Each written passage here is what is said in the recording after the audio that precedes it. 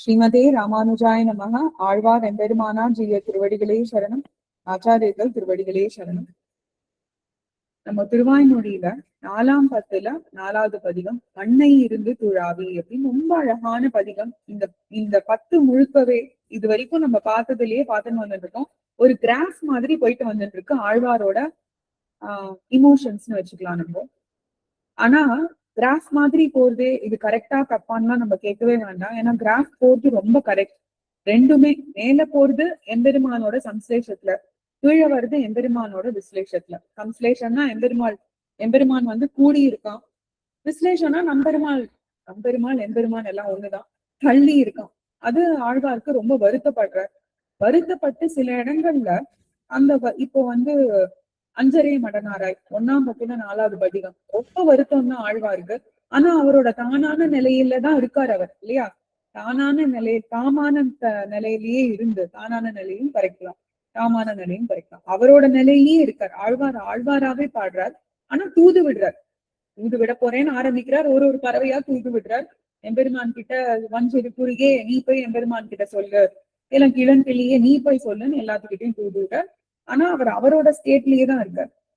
இன்னும் சில பாசுரங்கள் ஆடியில பார்த்தோம் இல்லையா? 2ஆம் பத்துல ஆடியில வந்த உடனே ஆழ்வாருக்கு அந்த தானான தன்மை போய் பராங்குஷ நாயகியா ஆயிட்டார் ஆழ்வார். அவரோட வருத்தத்தை அவரால சொல்ல முடியல, அவ்வளவு வருத்தம் அவருக்கு. இப்போ சில விஷயங்கள் நம்மளுக்கு இது எப்படி பாக்கலாம்னாக்கா, குழந்தை எல்லாம் அவளுக்கு தெரியும், அம்மா கிட்ட சில விஷயங்கள் கேட்பா, அப்பா கிட்ட சில விஷயங்கள் கேட்பா, தாத்தா பாட்டி கிட்ட வேற விஷயங்கள் கேட்பா. ஆனா இந்த விஷயங்களை மிக்ஸே பண்ணிக்க மாட்டாவா. அந்த மாதிரிதான் ஆழ்வாருக்கு சில விஷயங்கள் எப்படி கேட்கணுமோ அப்படி கேட்டுப்பார். அது தானான தன்மையில ஒரு விதமா கேட்பார், பராங்குஷ நாயகியா ஒரு விதமா கேட்பார், பராங்குஷ நாயகியோட திருத்தாயாரா ஒரு விதமா கேட்பார், தோழி பாசுரமா தனியா அமைய போதும்.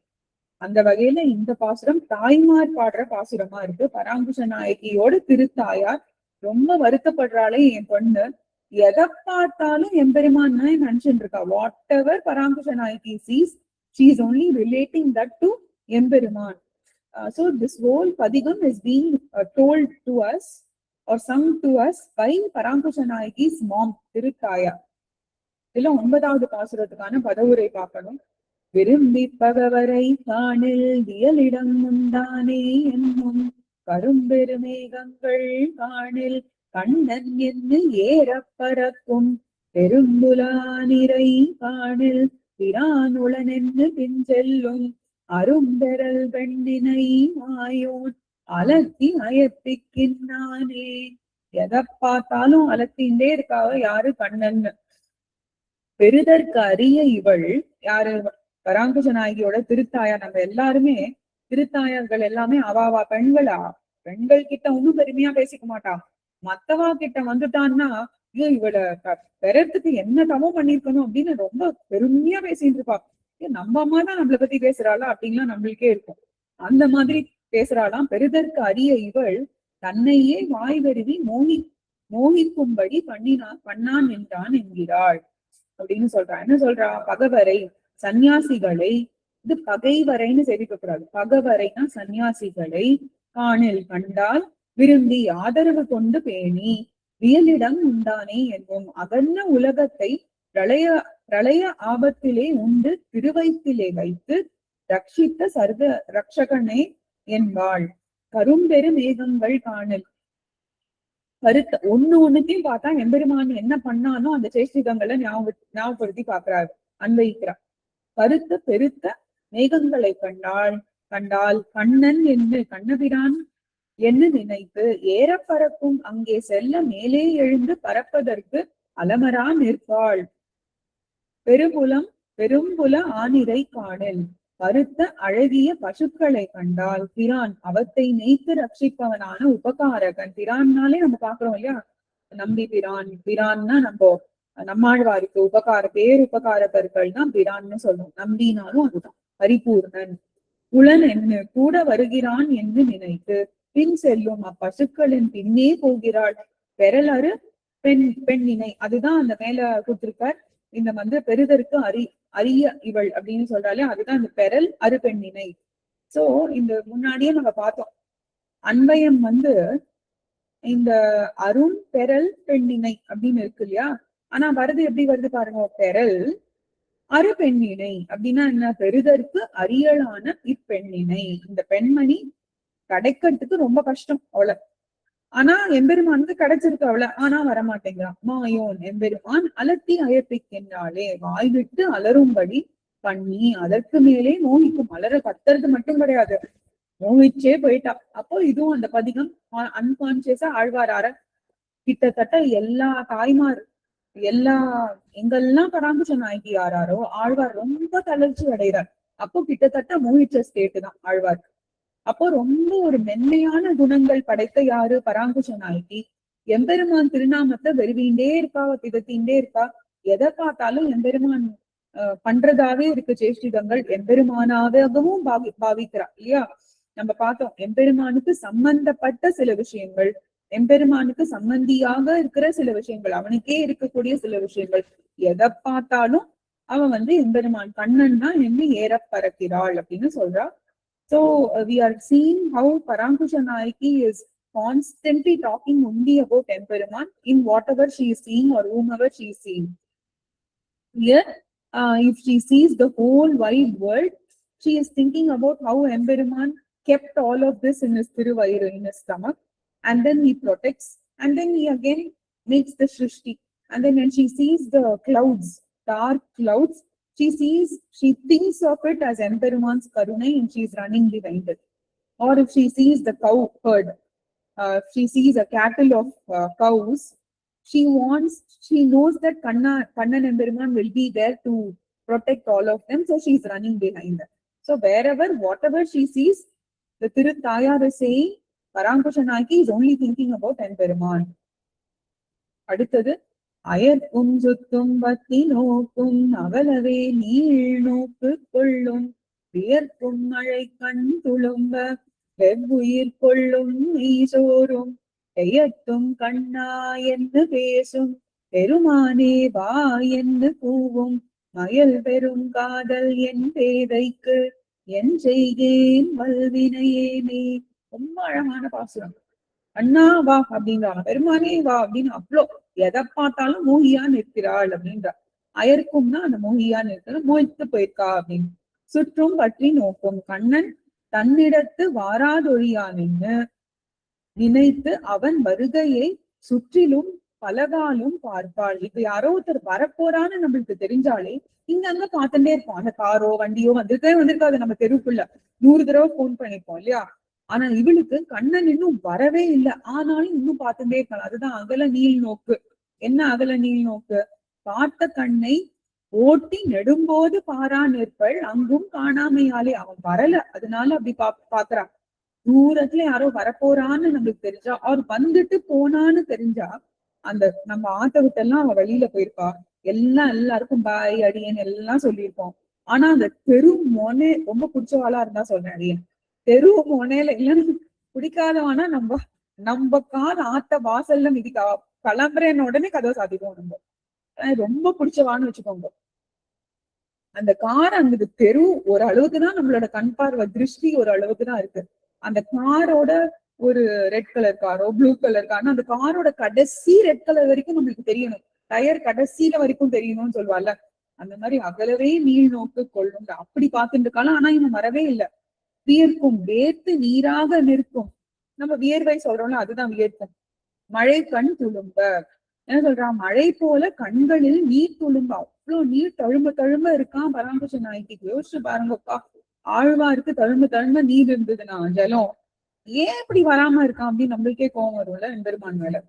வெம் அப்படின்னா வெவ்விதாக, உயிர் கொள்ளும், நெடுமூச்சு எரிகின்றாள், மெய்சோரும் இத்தகைய பரிதாபத்தாலே சரீரம் தரிக்க மாட்டாமை வாடுவாள். பெயர்த்தும் பின்னையும் ஆசை மிகுதியினாலே கண்ணா என்று பேசும். இப்படி ஆனா கூட கிருஷ்ணா எங்க இருக்க நீ அப்படின்னு கூப்பிட்டுட்டே இருப்பாளாம். பெருமானே என்னுடைய சுவாமியே வா என்று கூவும், வரலாகாதோ என்று அழைப்பாளாம். இன்னும் வரமாட்டேன்றியே அப்படின்றாள். அயல்னாக்க பிச்சேறும்படி முன்னாடியே பார்த்தோம் இல்லையா? பெரும் காதல், பெரிய காதலை உடையாளான என் பேதைக்கு என் சொற்கேலா. தாயார் பத்தி ரொம்ப பெருமையாவும் முன்னாடி பேசினோம். திருப்பி வரா பாருங்க, என் சொற்கேளா பெண்ணுக்கு. இது எங்கேயாவது கொண்டு வந்துருக்கோம்ல, என் சொல்லி அவ எங்க கேக்குறா, கேட்கவே மாட்டேங்கிறாளேன்றால. அதான் சொல்றேன், என் சொல் கேளா பெண்ணுக்கு பல்வினையே இவளை இப்படி காணும்படி கொடிய பாவத்தை உடைய. ஏன்னா அவளை நான் இப்படி பாக்குறேன்னு என்னால தரிக்க முடியல, நான் என்ன செய்வேன் அப்படின்னு சொல்றா. இந்த பாட்டோட நம்பிள்ளை ஈடு படிக்கல இல்லையா, ரொம்ப அழகான ஒரு அவதாரிக்கை இந்த பாட்டுக்கு நம்பிள்ளை சாதிச்சிருக்கார். சத்ருஷ பதார்த்தங்களை அனுசந்திக்க சமமல்லாத வியசனாதி சமயத்திலே வியசனாதி சயத்தாலே இவளுக்கு பிறந்த விக்ருதுகளை சொல்லி நான் என்ன செய்வேன் என்கிறாள். அப்படின்னாக்கா சதுர்ஷ பதார்த்தம் என்னன்னு நம்ம பார்த்தோம். சதுருஷம்னாக்க ஓரளவுக்கு சேமா இருக்கிறது. இப்போ சேம்னாக்க ஒரு பென்சில்னா இன்னொரு பென்சிலுக்கு சேமா இருக்கும் இல்லையா. ஆனா இந்த பராங்குஜ நாயக்கியோட பேச்சு அதுவே கிடையாது. ஒரு மேகத்தை பார்த்தா எம்பெருமான்றா, தாமரையை பார்த்தா எம்பெருமான்ன்றா இல்லையா, ஒரு பாம்பை பார்த்தாலும் எம்பெருமான்றா. சதுருஷ பதார்த்தங்கள்னா இப்போ அவனை போலவே இவளுக்கு தோற்றம் அடிக்கிறதுன்றா. அப்ப எப்படி மேகத்தை பார்த்தா, இது நம்ம முன்னாடியே பார்த்திருக்கோம் 3ஆம் பத்து முடிவுலயே, ஒரு ஒரு ஜீவாத்மாக்குள்ளையும் ஆழ்வாரால மட்டும்தான் அந்த பரமாத்மாவை பார்க்க முடியும்னு பார்த்தோம் இல்லையா. இப்போ மேகம் பார்த்தா நம்மளுக்கு மேகம்னு உடனே ஒரு கிளவுட் ஷேப் நம்மளுக்கு தெரியறது இல்லையா. ஆனா ஆழ்வாருக்கு மேகம்னு ஒண்ணு புல்லாங்குழல் வச்சுட்டு கண்ணன் எம்பெருமான் தான் தெரியும், தாமரை புஷ்பத்துல கண்ணன் எம்பெருமான் தான் தெரியும் ஆழ்வாருக்கு. அதனாலதான் அவருக்கு சதுருஷ பதார்த்தங்கள் அப்படின்றா. அனுசந்திக்க நான சிந்திக்க அன்வைக்க அதெல்லாம் சொல்றோம் இல்லையா. க்ஷமம் அல்லாத, க்ஷமம்னா இதுல இதெல்லாம் பொறுத்துக்க கூடிய தன்மை இல்லையா. ஆழ்வாரோட திருத்தாயார் பேசுறா, அதனால க்ஷமம் அல்லாத அப்படின்னா அவளால பொறுத்துக்கவே முடியலையா எதுவுமே. வியசனாதி சயத்தாலே, வியசனம்னா துக்கம், ரொம்ப துயரம், கீழே இருக்கா. அதிசயம்னா மிகுதி, எப்பவுமே அதிசயம்னா மிஞ்சு போயிருக்குன்னு சொல்றோம்ல. வியசனாதி வியசனம் அதிகரிச்சு போயிருக்கு அப்படின்னா அந்த துக்கத்தின் மிகுதியில இருக்காள் அவ. விக்கிருத்துக்கள்னா அந்த துக்கத்தின் மிகுதியில நம்ம உடம்பு என்ன ஆகும், இழைக்கும், ரொம்ப ஒரு மாதிரி சோர்வடைஞ்சிரும். அதனால உடல்ல இருக்கிற மாற்றங்கள், அதுதான் இந்த சதுருஷ பதார்த்தங்களை அனுசந்திக்க க்ஷமம் அல்லாத.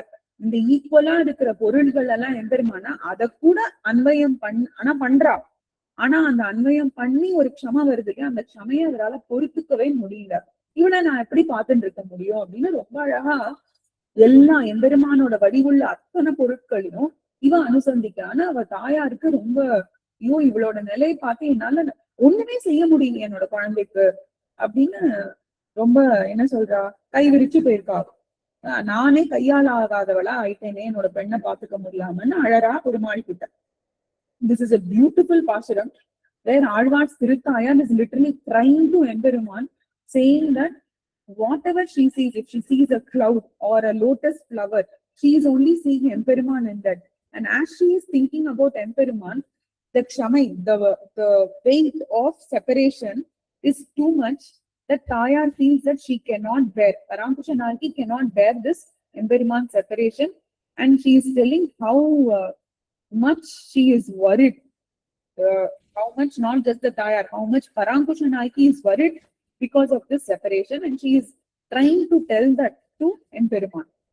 கடைசியில நிகமன பாசுரம், வல்வினை தீர்க்கும் கண்ணனை வண்குருகு சடகோபன் சொல்வினையால் சொன்ன பாடல் ஆயிரத்துள் இவை பத்தும் நல்வினை என்று கற்பார்கள் நலனிடை வைகுந்தம் நன்னி சொல்வினை தீர எல்லாரும் பொழுதழ வீட்டிருப்பாரே. அப்படி ரொம்ப அழகா கொண்டு முடிச்சாதான் அடுத்தது வரணும் இல்லையா. கண்ணன் வந்தே ஆணுமே. இப்ப அடுத்தது இந்த இடத்துல இன்னும் வரல.